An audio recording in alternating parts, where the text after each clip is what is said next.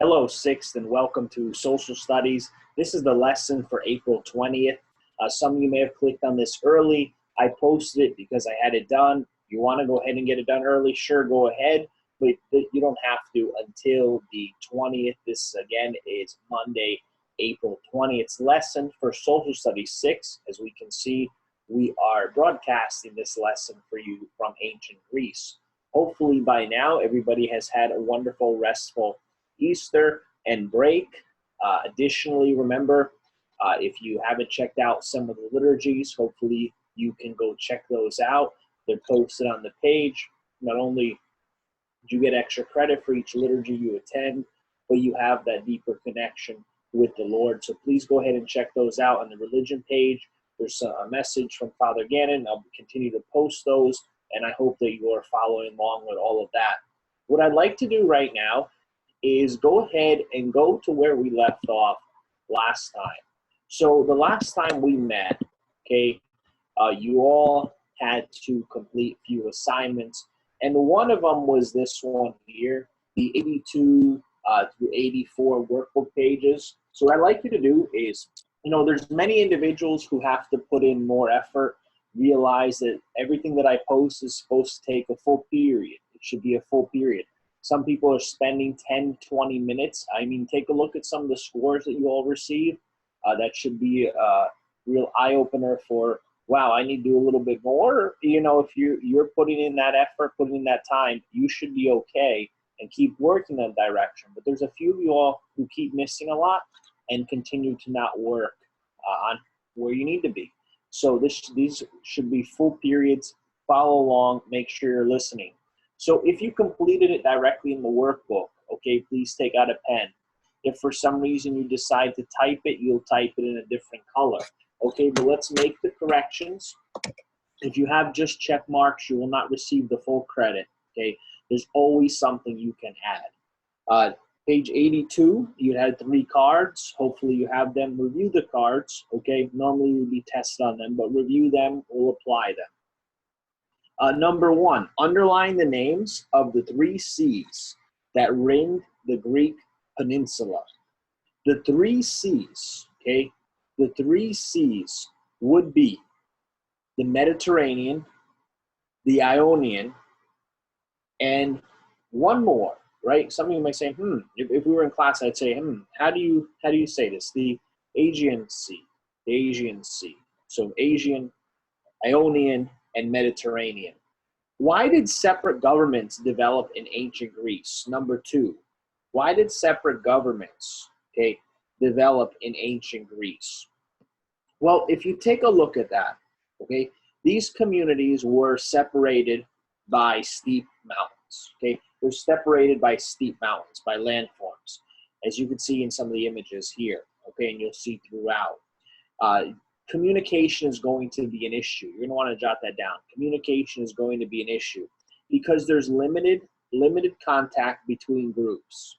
Because of the limited contact, right, it will be difficult for one government to control all of it. So therefore, villages created separate governments. For those who looked at the video that I sent you last time, and you notice that there's going to be communication issues because of the vast size and the landforms, you're correct, and you're right on target where you need to be. A number wrong on top of the page, and this will be one of the photos you'll send me. You'll send the corrections on one of these posts.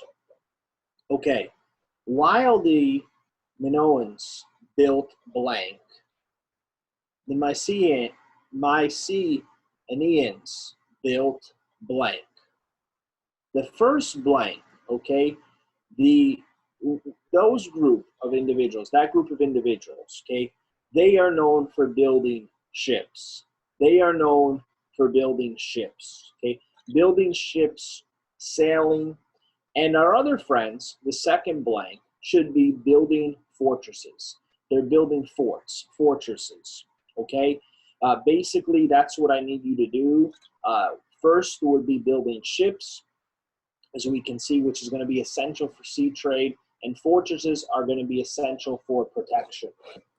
What features of the polis made it a safe, protected place to live and conduct business? Okay. Polis is a Greek word, as you should know if you take a look at your card. It's a Greek word for city-state. A Greek word for city-state. So just so you are aware, after, you can see there on the left, after 300 years of war and disorder, communities came together. Communities banded together for more stability and more protection. So when you have these communities come together, right, they should be stronger in size, stronger in number, stronger in any way, shape, or form. That's what they're trying to do. So they're looking to make it safe as well. Okay, a city-state was often built around a fortress. The fortress would be perched atop a hill, right? It says it here. If you want to follow along 83, you can. And it's called an Acropolis. So walls are surrounding many of these cities for protection. Daily life was surrounded around the marketplace, but you're going to have these individuals, be able to shop in those marketplaces. You're going to see politics grow and prosper. Basically, it's stability. It's to be stable, right? This is becoming a very stable time period. So they made it safe and protected the place by building these fortresses, by building these walls, by building a greater level of protection throughout and binding together, okay? Binding together for stability and protection and working together with that. So the walls may seem similar. You might say, oh, I remember that from ancient Rome. Exactly. So I hope you keep that in mind. Do go ahead and make the corrections, okay? Number one, on top of the page, remember, we should have no blanks. A few used blanks the other day, and I'm not sure why. But the next one we'd like to do is page 84. Number one, after the Dark Age, Greeks began to set up city-states and entered a period of great achievements known as Greece's classical age. Classical would be the term. 2, the town around the blank was surrounded by walls for protection. Acropolis. The town around the Acropolis was surrounded by walls for protection. And remember, an Acropolis, okay, was a city-state often was built around a fortress, perched atop a high hill, okay, called an Acropolis. That's the high hill, and you could see for protection, the goal for protection. You can see the hills behind me, right, and you can see several Acropolis there. The blank often served as a central place for Greeks to meet and hold assemblies. Well, this one here is a little confusing for some individuals. This would be the agora. The agora was a public open space used for assemblies and marketplaces. 4, the mainland of Greece is a blank. Land surrounded by water on 3 sides. There's land surrounded by water on 3 sides would be a peninsula. A peninsula is correct. The Greek blank provided security, stability, and identity to the people who lived there. Okay, so basically, you want to make it clear. There's 2 terms we could use here. So which one would we use?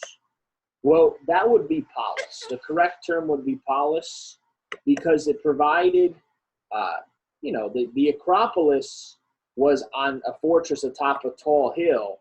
Yeah, but the Greek polis provided security, stability, and identity to the people who lived there. It's the city-state. It's the city-state.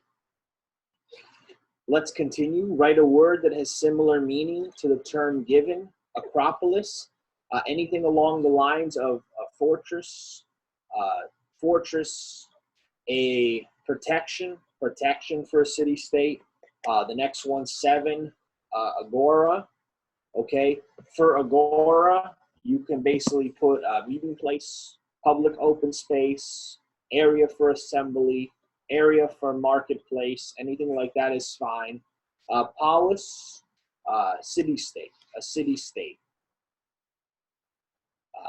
Write 3 adjectives or descriptive phrases that describe the term given. Some of you put adjectives, but for classical is associated, you know, with generally with more ancient societies, right? When you think of classical music, you think of music that dates back. It's been around for a while. It dates back. Classical is generally associated with earlier societies. We think of ancient Greece in particular, where you have these classical ideas, these more ancient, these ideas that have been around for a while. Okay, and peninsula is a big one. You may want to put a star next to this one. Peninsula is huge. Please jot this down. It's a piece of land. A piece of land, basically, that's surrounded by water, nearly surrounded by water. Okay, it's what you need to do is look at how we have here. Okay, it's basically the mainland of Greece is a peninsula. It's land surrounded by water on Greece sides. So it's land, you know, that comes out into water and is surrounded by water on at least 3 sides. That would be the peninsula. So please put the number wrong on top of the page. Let me know if you have any questions. Remember, just check marks will not be for full credit. So make sure you're working diligently on that. Keep working on that. Put the cards there. Send the pictures of the pages. Those are your corrections. We're going to now move to the core of the lesson. I'd like you all to go ahead and you have some options here. Okay, you can go ahead and take out a note sheet if you have one. Go ahead and print one from here. Not saying you need to print, it's not a requirement, but if you prefer to, it's here. Or a lined piece of paper, straight edge for questions on the left, please, or typed. If it's typed, topic, essential question on the top, questions on the left, details on, questions typed would be difficult with questions left. So you can put question bullets, and so forth. And that will be beneficial moving forward. Okay. So the second post for today would be this lesson here, Ancient Greece, Chapter 8. So the topic that I'd like you to jot down is geography and the early Greeks. Geography and the early Greeks. And the essential question for everybody to jot down is as follows.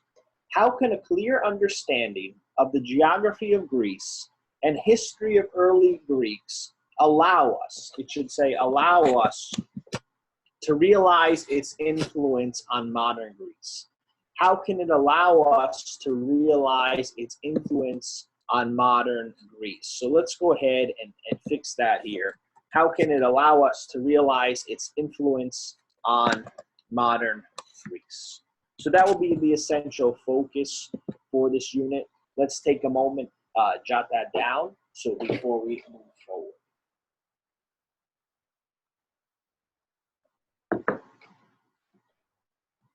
So as you can tell, basically, especially looking at the workbook pages there, this unit will be focusing on learning the foundation to see why Greece is the way it is today, what made Greece the way it is today, and what made Greece the way it used to be, right? The early foundation. So let's look at the geography. I've started all units like this with the geography of the area and a foundation of the area as well. So knowing the early roots is essential. And that's what we're going to do first, okay? That's what we're going to do first. So how was the geography, okay? Let me change the question. How did geography shape Greek civilization? How did geography shape Greek civilization? Okay, let's jot that down on the left. And on the right-hand side, remember, it doesn't need to be word for word, put in your own words, but this is a reviewing, okay, what it is here. So how did geography shape Greek civilization? Number one, mainland Greece is a peninsula. Mainland Greece, take a look at the map below. Mainland Greece is a peninsula. It's a large peninsula, okay, look right here. It's a large peninsula, you look on the bottom, with smaller peninsulas sticking off of it. It's a large peninsula with smaller, if you take a look right here, smaller peninsulas sticking off. Okay, you have these smaller pieces. These pieces would be the smaller peninsulas sticking off of it. You can see because of these pieces, these smaller peninsulas, you're going to have a very rugged coastline, very rough, very rugged coastline. Mountains run nearly to the sea. Greece is known for mountain ranges. Many of you realize that mountain ranges are going to play a crucial role in communication, could cause difficulty in travel, which could impact trade. All of you who said that on the previous questions, remember, always check out your scores, are leading in the right direction. Because it's surrounded by mountain ranges, they will run nearly to the sea. Okay, small mountain valleys and coastal plains are the only flatlands. Okay, somebody might say the normal land. Okay, not rugged mountains. Many of you, maybe we have some individuals who have been to Greece before, I'm not sure, but those of you that have know that Greece is a peninsula surrounded by water, okay, on 3 sides. And many of you may be familiar that it's filled with mountain ranges. And small mountain valleys, located, of course, near the mountains themselves, and coastal plains located near the coast, okay, are the only flatlands. But it's important to know what a peninsula is. So take a look at the visual if you were confused earlier. Okay, enlarged map for you to see, okay? An enlarged map for you to see. So how was the geography, how is the geography of Greece? How is the geography of Greece, or what is the layout? What is the layout of Greece? Anything like that is fine. On the left-hand side. So the green areas that you see here, I chose this map because I want color-coded for you all. Okay, you can see the green is located close to the water, the blue, the water, okay? So close to the seas, which we listed earlier, right? So all these areas, majority, not every single area, but the majority that's located near the sea, okay, is green. That's because it is a flat land, okay? Green areas are flat lands. The darker the brown, the higher the mountains. Look when you go so inland, even here, guys, when you go really inland, in the middle, okay, you have dark, really pretty dark brown, okay? The light, you know, you have some mountains, you certainly have mountains there, but brown are tremendously high mountains, generally really on the inland, okay? Some towards the end of Greece as well, but you realize it's still inland, okay? Near Albania, some of our friends, including our great friend Mr. John, right? Very familiar with this area. But nearly all of Greece, as you can see, all of Greece, okay? These areas too are, everything here counts as Greece, okay? Is surrounded by mountains. So Greece is known to be covered with mountains. And many of you noticed that on the clip I showed you last time. But really take a moment, absorb the map, and see Greece, the structure here in the sense of the physical structure, the geography of Greece.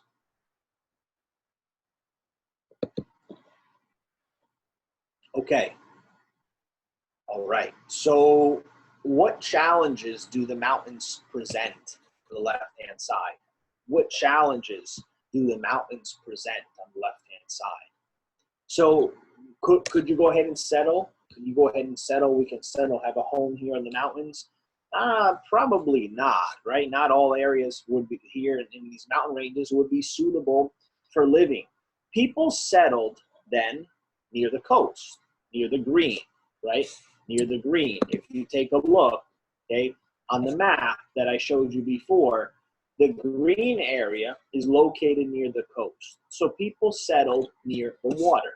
Why would they settle near the water? Well, because it's flat, okay, and it's suitable for living. At the same time, many of you have looked at the challenges that the Byzantine Empire, of course, we're not in the Byzantine Empire now, but the challenges that the Byzantine Empire had with water, where water was suitable to survival.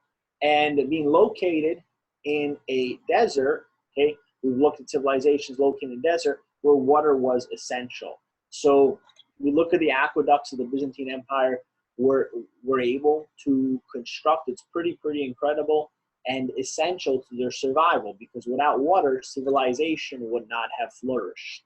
So people here are going to settle near the coast. Number one, you have flatlands. Number two, you have plenty of water. They located near the water. The rugged mountains and rough seas, okay, separated small communities from each other. It was difficult to travel, okay, up these mountains, not just these, but this is an example. It's very difficult. It's a very strenuous, very tiring, very exhausting, very difficult, and very time-consuming journey, okay? Pretty dangerous as well, okay, if you even made it. They went ahead and also, pointed out that their seas, you saw those peninsulas that point out, okay, before. You have these smaller peninsulas right here. It's pretty rugged, guys. It's pretty rugged, okay? And it's essential to take a look at those smaller peninsulas that go ahead and issue challenges for travel. Of course, it's going to cause communication issues. It's going to cause travel issues. It's going to cause trade issues. And it's going to cause issues on how to govern this area. Okay. Let's continue. Alrighty. So each town would form its own government. Because it was very difficult to travel, it was many times, as I pointed out, unsafe to travel. It's very difficult to govern if you're not able to, cover that range of area. So each town formed its own government. Think of Fairfield County or the state of Connecticut, right? We have our own local governments. It would be very difficult for, let's say, the first selectman of Trumbull to go ahead and manage every single town, every single city in Connecticut, okay? We don't have the mountain ranges or rugged seas like Greece did, but it's still a large area to cover. But when you break it down into local governments, okay, and then the state government, our current governor, Lamont, whom, if you may have seen, has been on television multiple times a day, so hopefully you know his name by now, even though you haven't been able to answer that in the bonus in a while. And then you have the federal government, president, vice president, and their administration. But each town, as you can see, has its own local government. So many of these ideas, guys, I've talked about Rome, I've talked about Greece as well. Many of these ideas are going to impact our modern government, okay? Each town forms their own government. And they form for better control, and they form their own way of life. So any of you who have relatives from Europe, from any other country, you may know, okay, I can relate to Italy. My grandparents, they have a dialect that they spoke, a way of speaking Italian, that if you went to another town, let's say if you went to Rome, okay, their dialect was different. If you went to Sicily, their dialect was different. While they all spoke Italian, they had a different way of saying some terms, expressing some ideas. So their vocabulary is different. They'll have different words, some similar, but they'll have different words, different expressions, and different cultures and different ways to live their life depending. So southern Italy was focused more heavily on farming than was northern Italy, which became more industrial when my grandparents grew up. So you see that happen in Italy, you see it happen in Greece, you see it happen in many other civilizations too. Just what I just said, guys, these isolated communities spoke, okay? These isolated communities spoke, they had a common language, okay? They had a common language, and they had gods, right? It's not capital G, because not for referring to God himself, but referring to many gods. They spoke, they had common languages, they worshiped gods, so there's similarities, yet differences. The Greek people did not see, okay, here's the big difference, guys. The Greek people did not see themselves as belonging to a large single country of Greece, okay? That's pretty interesting because we consider ourselves Americans, right? We may live in Connecticut, but we still refer to ourselves as Americans. We don't say, oh, well, what country are you from? Oh, we're from Connecticut. No, we know Connecticut is a state, right, of one of 50 states in the United States of America. The Greek people did not see themselves that way because that's how isolated those areas were. They consider themselves to be citizens of their individual city-states, just as if it was a country of its own. For example, like I said, in Connecticut, it's almost like saying you're the citizen of Connecticut, not even thinking you're a citizen of the United States. Some of you might say, oh, that's pretty odd. That's different. I wouldn't consider myself that. I know I'm a part of the whole country. I'm an American. And yes, we do see ourselves that way. People in Greece, begin to see themselves that way as history continues. But back then, because they were isolated communities, think of isolating the variable in math, right? Separate communities. Since they're separate communities, these individuals think of themselves as belonging to that particular city-state as opposed to all of Greece.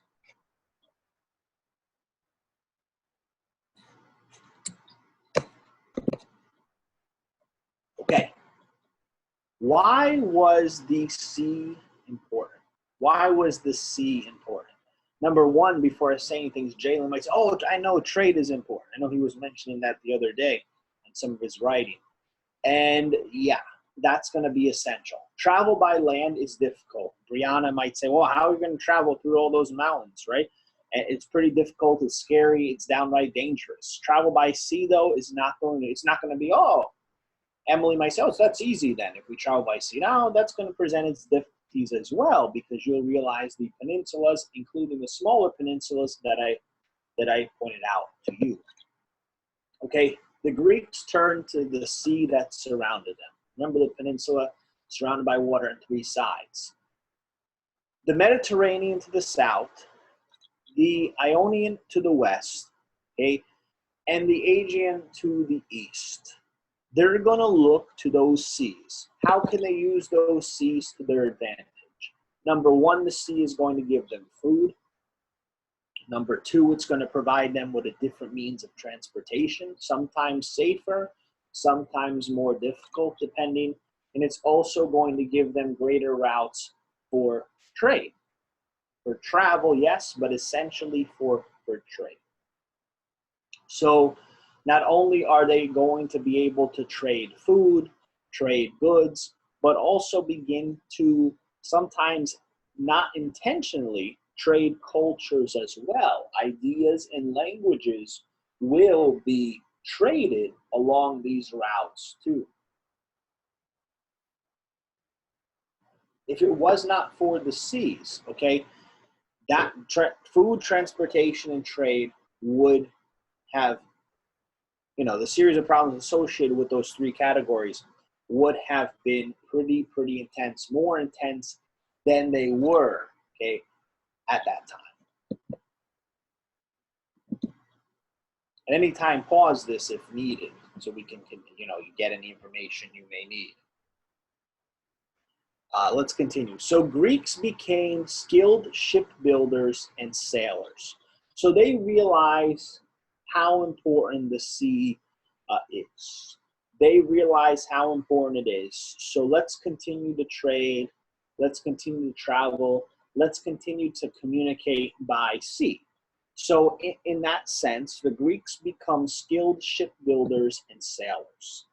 They sailed to so many areas, right? If it wasn't for these seas, wasn't for Greece being a peninsula, it would have been difficult, right, for them to interact with so many different communities that they did, so many countries that they did. They sailed to Asia Minor. They sailed to Egypt, which we know a lot about Egypt, hopefully. They sailed to islands of the Mediterranean, okay, Mediterranean Sea. You may remember that when we studied Italy, Rome, and islands of the Aegean. So they're going to be able to sail to more areas. So their travel, right, they're going to need ships to travel, and you're going to need more individuals to build these ships, right? You're going to need more individuals to build these ships. These travels brought other foods and products to Greece. Think of if you've ever gone on vacation to a different country. They may have different foods, different products that we don't have here. You may bring them back, right? I know there's travel restrictions now, you know, but you may bring them back. We did bring different products back. Well, they did that then too. And back and forth, they traded foods, products, and also ideas and languages, right, from different cultures. Sometimes not intentionally, okay? Sometimes it was accidentally. It's just seeing one's ideas, one's language, one's vocabulary, one's culture, the music and dance and entertainment and ways of governing, okay? They start to blend. And that all has to do with the location, right? Location near the sea.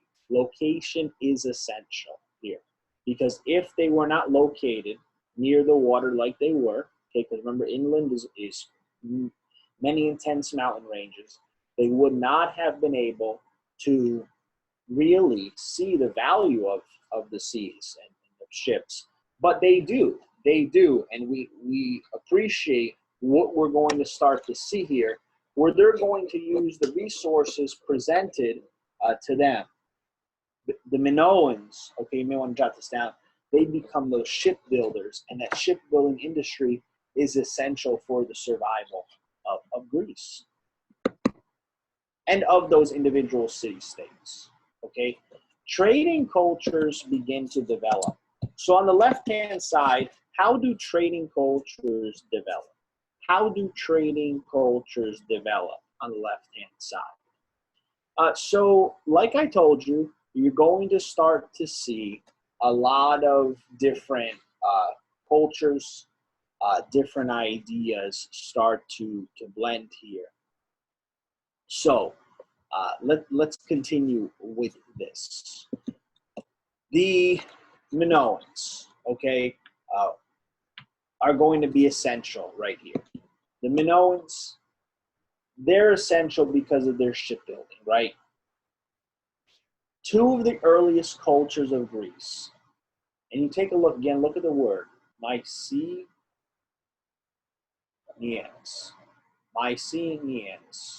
okay, and the Minoans were two of the earliest cultures of Greece. The Minoans did not speak the Greek language, so historians generally don't consider them to be Greeks. Because they, you know, like I told you back then, you generally would not always be labeled as apart from Greece. Instead, you'll be labeled as your individual city-state. So the Minoans did not speak the Greek language, the traditional Greek language. So historians don't generally consider them to be labeled as Greeks, okay? The Mycenaeans were the first to speak the language. So you may want to put a star, highlight that. They're the first to speak the language, and because they speak the language, they're the first Greeks. They're considered to be the first Greeks, first traditional Greeks. And we know with them as well, okay, the Minoans are going to be important to shipbuildings, but our other friends are going to look deeper into trade routes, okay, and they're going to be associated with the language becoming those first Greeks. Who were the Minoans on the left? Who were the Minoans on the left? Okay, the Minoans built an advanced civilization, okay, on Crete. And they build an advanced civilization. What do we mean by that? Okay, so they're going to spend a lot of time at sea. Because they're spending a lot of time at sea, they're going to need to invest in ships, which in turn they would invest in shipbuilding to build those ships, okay? They're going to export out of their country wood, olive oil, and pottery. All three of those we've encountered in our daily lives. They're going to have those, okay, in their country, and they're going to sell them and trade them with other countries, okay, generally trade, and then import it. Okay, what are they going to bring into their country? Well, they relied heavily on copper, on gold, silver, and jewels, right? A lot of riches there, a lot of riches. So their civilization is going to really develop, okay, for the time very advanced, spend a lot of time at sea, looking at the value of trade, okay, looking at how trade could really go ahead and allow them to build up the civilization they have. They realize that wood, olive oil, and pottery have a lot of value to other individuals. So does their shipbuilding skills, deeply associated with wood as well. But they're going to need other items to survive too, and a lot has to do with riches. Okay, this is the Minoan civilization that began on this island. So this is we would all this here would be you look at different. You may say, oh, those pieces. All right, it would be Greece. Here's Athens, which we're all familiar with. Athens, Greece, and this little island of Crete. Okay, this is where the Minoan civilization rises up. So you're going to want to jot that down. Minoan civilization. You should have that arose on the island of Crete. In Turkey, which we're familiar with from our unit with the Byzantine Empire, Constantinople. There you have it. Okay, so we're going to see some different type of sports as well. They tend to be great forms of entertainment for the time period too. So bringing people together, and sports are a lot of times ways where we can, we may associate certain sports with certain cultures, certain nationalities, and we're going to start to see that come about here and expand on that too. So what is bull leaping on the left? What is bull leaping? Bull leaping or bullfighting, we know of it today as bullfighting. Very dangerous, right? Bullfighting was a sport and also religious ceremony. And have a little hint here, we don't want to try this at home, because if you ever looked at photographs, you can see here how scary that is. One wrong move, that individual will go straight into the bull and most likely not survive that. Can be hit on impact, trampled on. It's pretty scary and pretty dangerous, but people found it exciting. They found it adventurous. Think of the Colosseum in Rome, right? Many individuals, they were excited to see that, knowing that lives are going to be lost during those moments. But they looked at it to be really riveting, sitting at the edge of their seat. It was exciting. Well, soccer and baseball and football, those are exciting for us, but look at their sport. Their sports are incredibly, incredibly dangerous. And a lot of times you see that they get a lot of thrill out of that violence. So that bull leaping can be pretty intense. I'm going to put a clip here on this post to show you the bull leaping and how pretty scary it could be. But it brought people to the stands, and it brought people to really come together. Okay. We're going to learn a little bit more about the area, okay? We're going to learn a little bit more about the area. Let me just go back here, where this civilization begins. So I'd like you to jot down, what was the palace? What was the palace on the left-hand side? What was the palace? So the palace, it ends up becoming, the largest cities. One of the largest. Many historians will say the largest city on Crete. Okay, the largest city on Crete was Knossos. Knossos is located there, and it's a great palace was located there. Okay, in Knossos, and the palace, it was labeled. It may have been labeled this back then as well, but again, based on how way back this goes, some historians will dispute it, but it's referred to as the Palace of Knossos, is where the legendary King Minos was. Okay, this is where he was. So we start to see many different individuals in high power, like we have in other civilizations, like in Egypt, right? Like in Rome. You see that admiration, and you saw what I said in the previous, that they're going to import these jewels and gold and silver and riches, right? They revel in riches, as many societies have. Here's what the palace looked like then. Okay, primary source illustration of the time period of the palace, And here's how it looks like now. As many civilizations, tumble, you are left just like in Rome when we looked at ancient ruins. And you think when we watched that video, guys, if you remember earlier in the year in religion class, when we looked at different areas of the Holy Land and we saw some of the ruins, what's left? I mean, we're lucky we have a piece here of, history of this palace. Look how many years ago this was, guys. But by having this piece, it's able to teach us a lot about that civilization. We love to have the whole primary source, the whole object. But this photograph, right? This photograph is of that primary source, the ruins of that palace which stands today. Okay. You're going to start to see, guys, a lot of myths that are going to come out. Okay. A lot of fables, tall tales, okay? When you were little, maybe your mom, dad, or guardian like to read some stories to you. There's a lot of stories here. We're going to see some that you're going to say, Mr. Ray, that does not seem true. That doesn't exist. And you're going to see some that maybe, some of this could have potentially happened. I'm going to share one with you in a moment, and I'd like you to really think about that, okay? The palace had a network of paths, okay? Had a network of paths through which was difficult to find one's way. You saw the image that I showed you here of the palace, okay?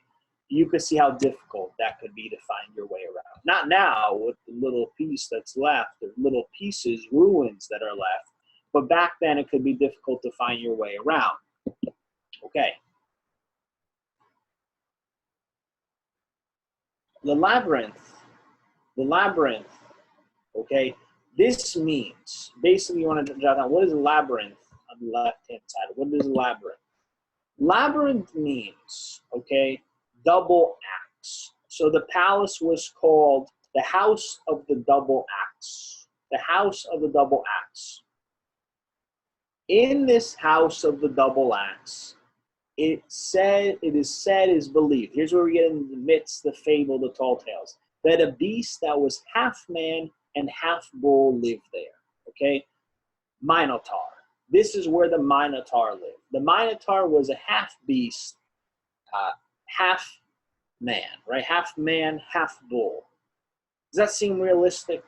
Amani might say, nah, that seems like something in a cartoon that we're watching, right? Absolutely, right? Milani might say, oh, that's somebody who's going to be in Scooby-Doo, right? They're going to find the Minotaur. It almost seems that way, right? It seems unrealistic. But it adds so much more intensity, interest, the myth, the mystique, the what could have been.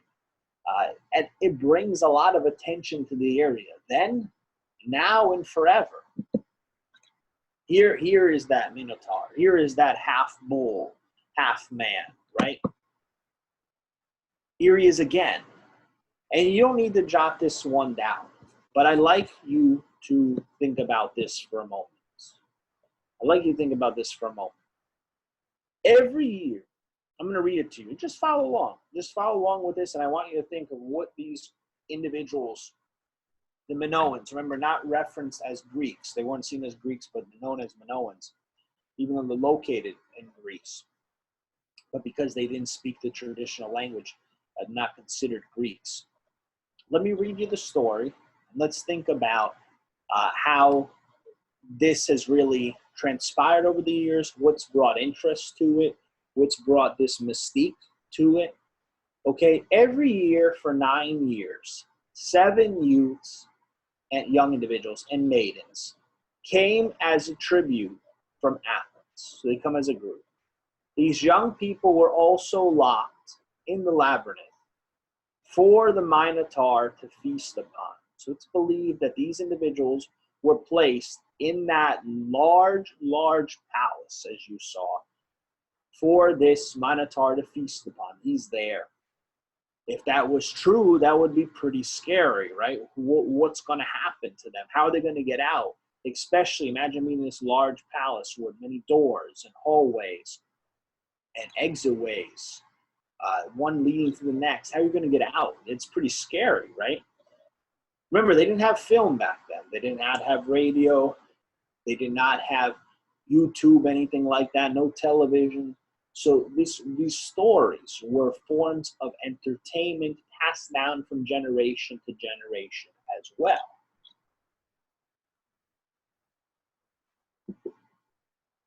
When the Greek hero Theseus reached Athens, he learned of the Minotaur and the sacrifices, and he wanted to end this.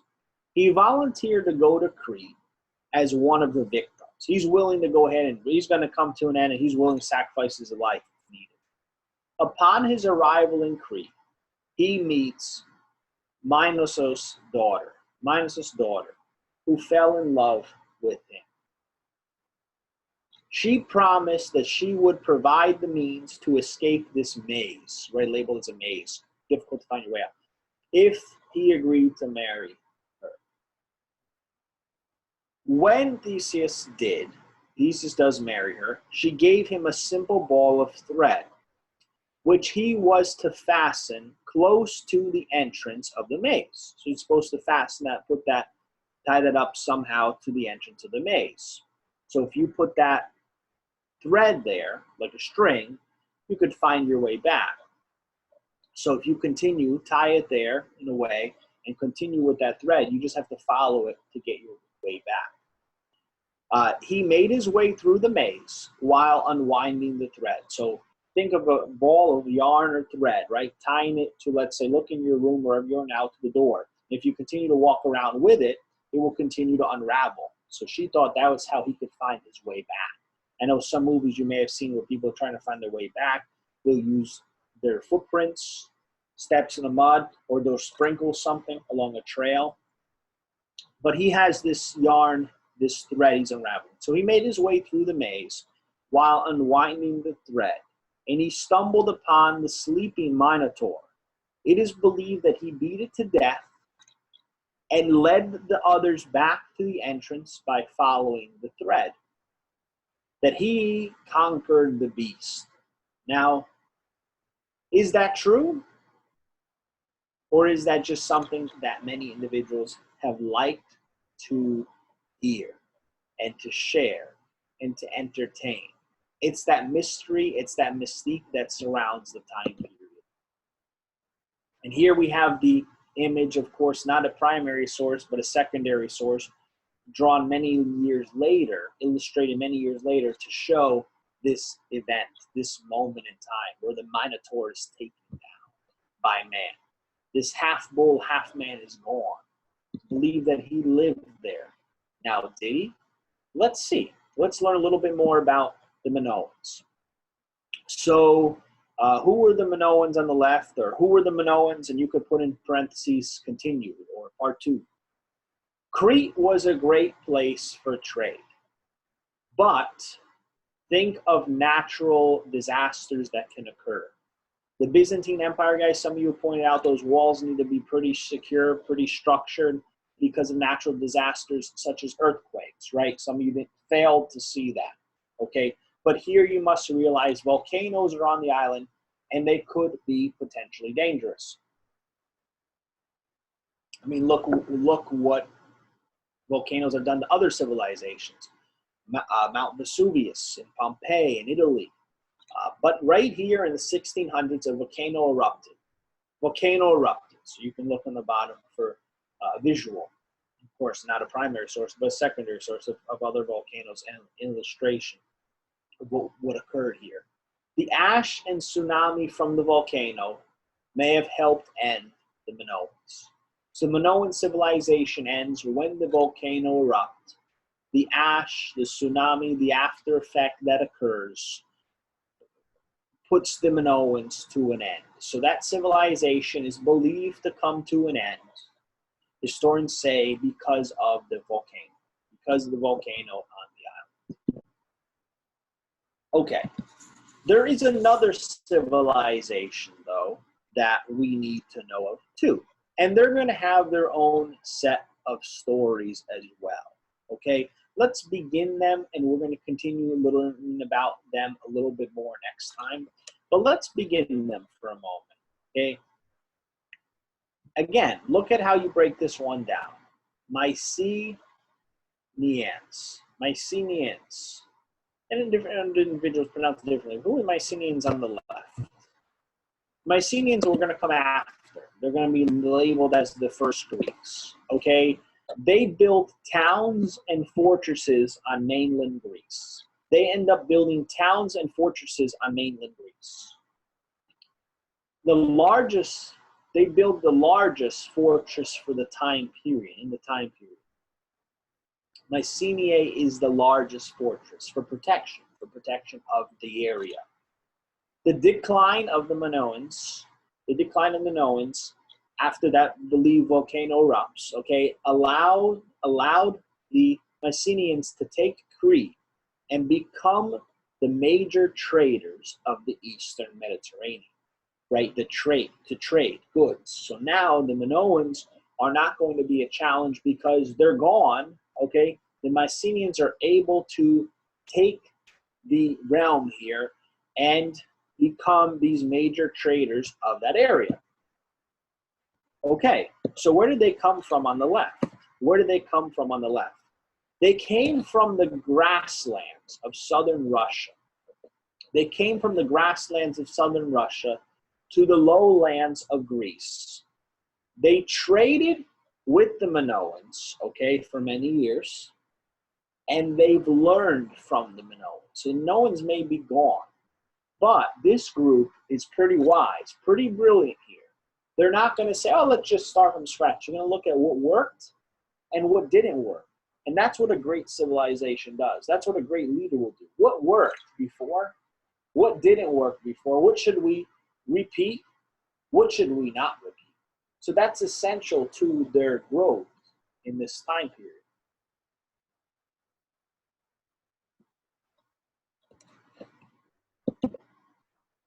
Okay, they set up colonies in northern Greece and Italy. They didn't feel, though, with the Minoans, trade seemed to be pretty peaceful. They imported, they exported. No major issues that we know of. There could have been, but again, records going way back. There's limited information we have. But the Mycenaeans, they did not believe that trade needed to be peaceful. They attacked other kingdoms for what they needed. You got to look at this. You might say, Mr. Ray, does trade need to be peaceful? Well, if you want to have both, you want to have benefits here. In order for people to want to trade with you, you're not going to go in and kill and threaten, because nobody's going to want to trade with you again, right? In the sense here, you have this group that really doesn't care. They want what they want, and they're going to attack other kingdoms, including Troy. You may have heard of Troy mentioned in many films for many years, okay, to get what they want. And they're going to go ahead and they're going to present to us some pretty interesting stories as well that will continue next time. For this lesson, please post the workbook page corrections. Please post the notes. We'll continue. Until next time, we'll see you right here.